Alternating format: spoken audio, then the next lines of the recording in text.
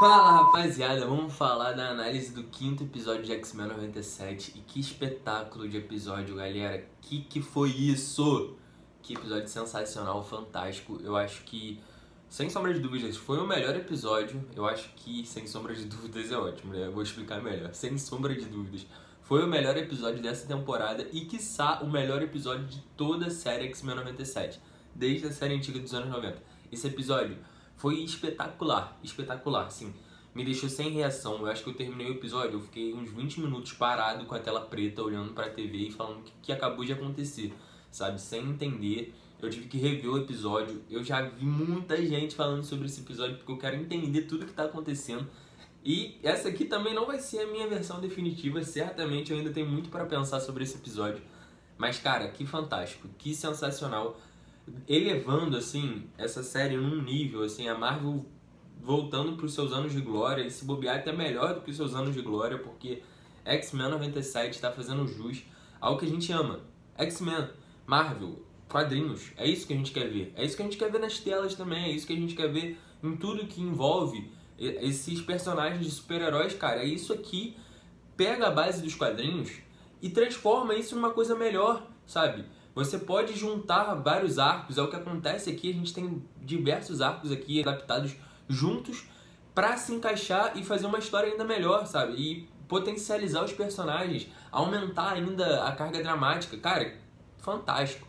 Vamos falar sobre esse episódio mais detalhadamente, mas antes disso, galera, deixa aqui o seu likezinho no vídeo, se inscreve se você ainda não é inscrito, cara. Tá chegando muita gente nova aqui no canal e não tá se inscrevendo. Se você é um deles, aperta no botãozinho de se inscrever, sabe? Você não vai se arrepender, que tem muito conteúdo bacana. Se inscreve no canal, deixa o seu comentáriozinho se você assistiu o episódio, se você não assistiu e vai assistir, sabe? Ajuda o canal aqui a crescer. Somos um canal pequeno ainda, mas a gente tem muita coisa aí pra avançar e muito conteúdo bacana. Então acompanha aí, tem diversos tipos de vídeo aí pra você. Seja análise de episódios, de filmes, análise de, sabe, toda a cobertura do Oscar.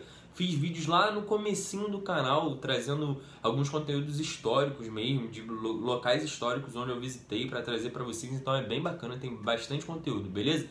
Então vamos lá, vamos pro vídeo agora. Bom, galera, o episódio, ele começa com a gente vendo ali o nosso triângulo amoroso ali da temporada, né? Magneto, Gambit e Vampira indo até Genosha, porque finalmente a ONU está reconhecendo os mutantes como uma civilização também. Então eles têm agora Genosha como seu lar. Então estão todos indo lá para Genosha, porque vai ter um congresso ali o congresso de Genosha que eles chamam, e precisavam de um líder, precisavam daquela pessoa que vai liderar todos esses mutantes, que vai ser a cara, que vai ser a representação máxima deles. E pra isso eles querem que o Magneto seja esse líder. Então o Magneto vai, chama a Vampira pra ir junto com ele, e o Gambit vai atrás, porque o Gambit não pode deixar o casal junto lá, ele tem que ir atrás da Vampira, principalmente se o Magneto estiver lá, né?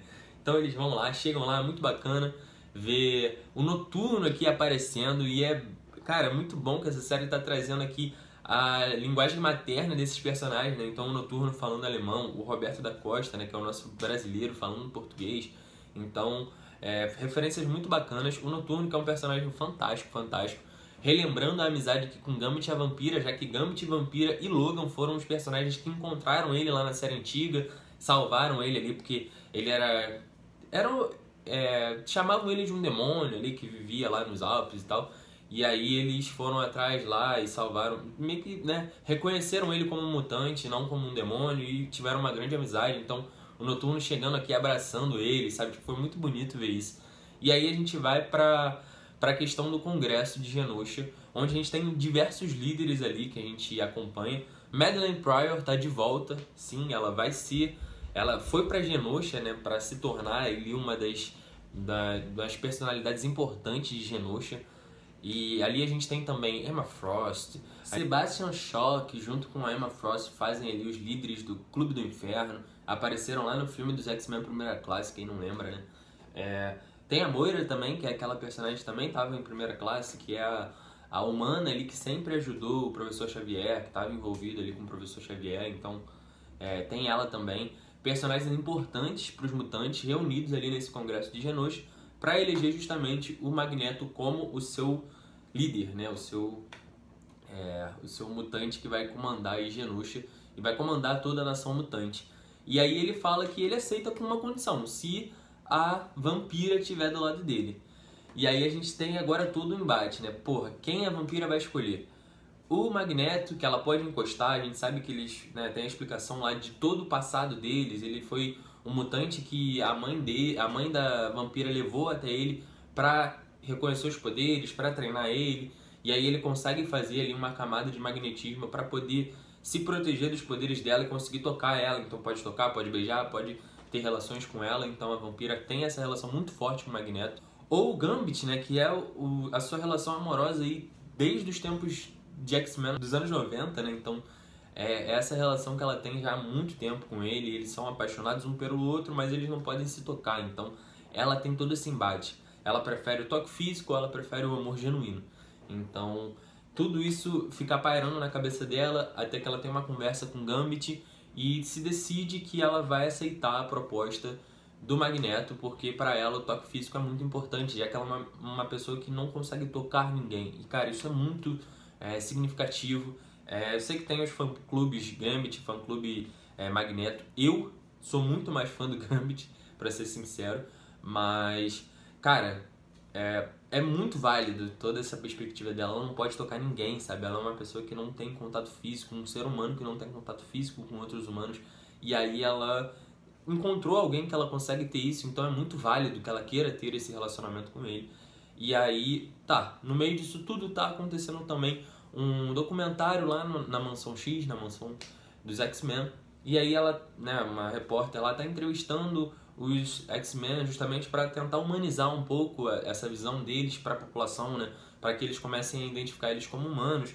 Então Fera fala lá como o cientista, a Jubileu se mostra ali uma adolescente, né, que adora brincar, e o Ciclope também está respondendo ali, até que no momento a repórter pergunta sobre o filho dele, e aí ele se revolta e ele começa a ter um ataque ali, atacando um pouco a humanidade nesse sentido. Já dá pra ver um pouco desse sofrimento que ele tem por causa da perda do filho e como isso vai refletir daqui pra frente. Eu vou falar no final sobre isso, mas são algumas teorias que eu tenho pros próximos episódios que eu acho que vai pegar fogo, literalmente. E aí, nesse meio tempo que ele tá dando a entrevista, a Jean Grey também tá tentando se entender, tentando entender quem é ela, quem é a Madelyne Pryor, quais lembranças são dela, quais lembranças são da Madelyne. E aí o Logan, né, o Wolverine, chega ali pra conversar com ela, falar, também tá fugindo das câmeras, né? E aí eles têm uma conversa, até que o Wolverine, como sempre, se declarando pra Jean Grey, e a Jean Grey acaba beijando ele. E aí a gente vê uma coisa fantástica, cara, porque o Logan é um personagem com muitas camadas. E ele é um personagem de mais de 100 anos, então ele é um cara muito sábio, muito experiente. E ele sabia que a Jean estava num momento ali de se entender, então ele sabia que ela estava confusa. E quando ela dá um beijo nele, ele mesmo já afasta ela e fala, olha, nem vem porque eu te amo, mas eu sei que isso aqui não é certo, você ama o Scott, essa é a sua vida com ele, então, sabe, eu não vou me meter nisso. Muito obrigado pelo beijo, mas tchau, sabe? O Logan foi muito sábio nessa, porque ele poderia muito bem ter se aproveitado ali da fraqueza da Jean Grey, mas não. Ele fala que, ó, você e Scott são um casal, eu tô fora. Eu, dentro desse triângulo amoroso, certamente sou o cara que vai ficar sobrando no final. Então ele se reconhece como isso, de uma forma muito sábia, muito inteligente, até amigável, tanto com a Jean Grey, quanto com o Ciclope, né? Que é os... Querendo ou não, eles se respeitam, né? Eles se respeitam como mutantes, como uma mesma população, como líderes do mesmo grupo, né? Mas a gente tem o Ciclope como líder dos X-Men, agora mais do que nunca, com todos os acontecimentos que terminaram ali o episódio 5, né? A gente vai chegar até lá.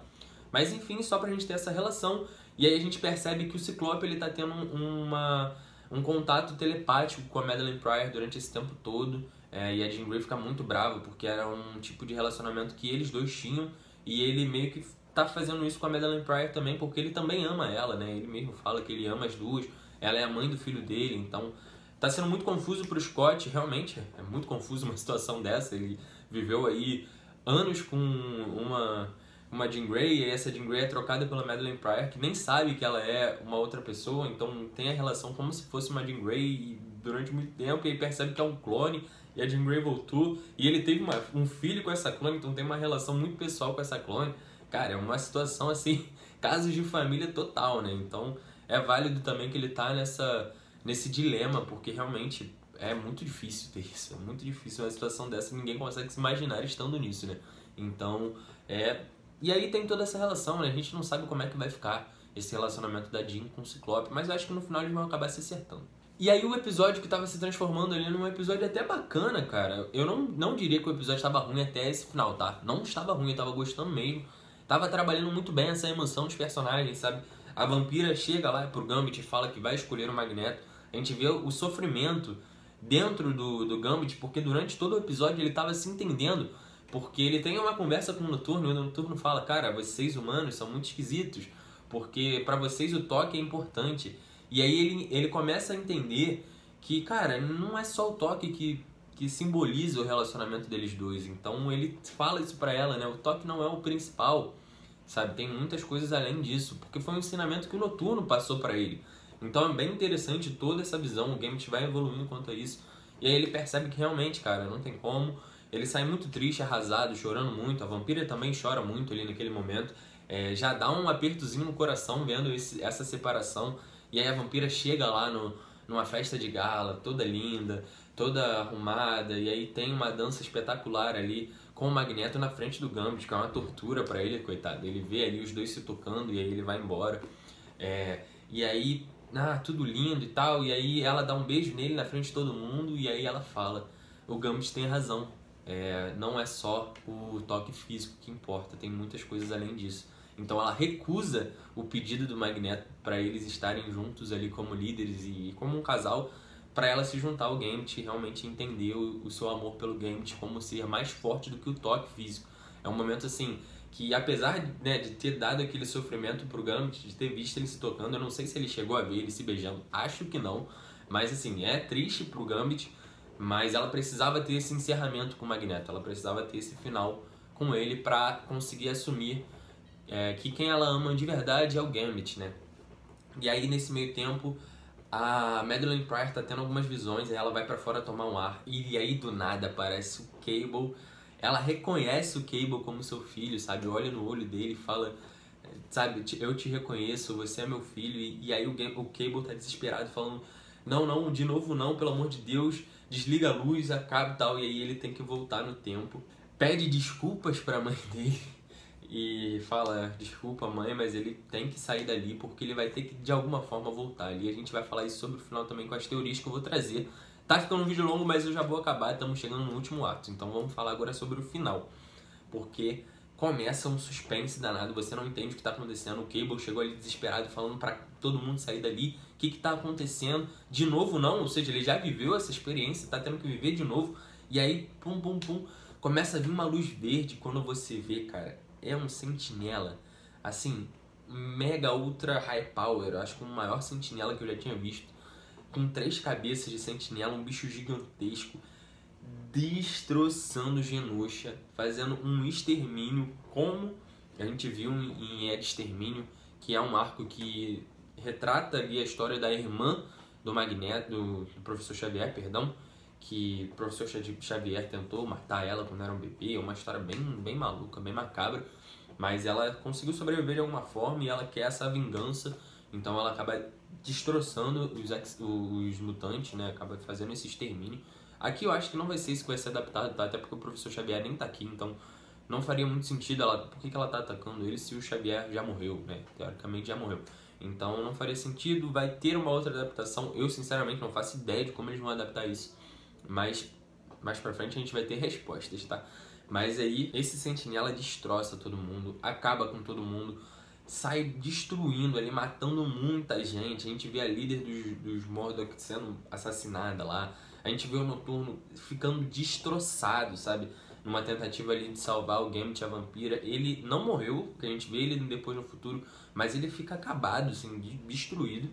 O cara realmente, sabe, aqueles sentinelas fazem um estrago tremendo, assassinando muitos dos mutantes. E aí, numa tentativa ali de salvar todo mundo, Magneto, Gambit e a vampira são os principais ali naquela luta.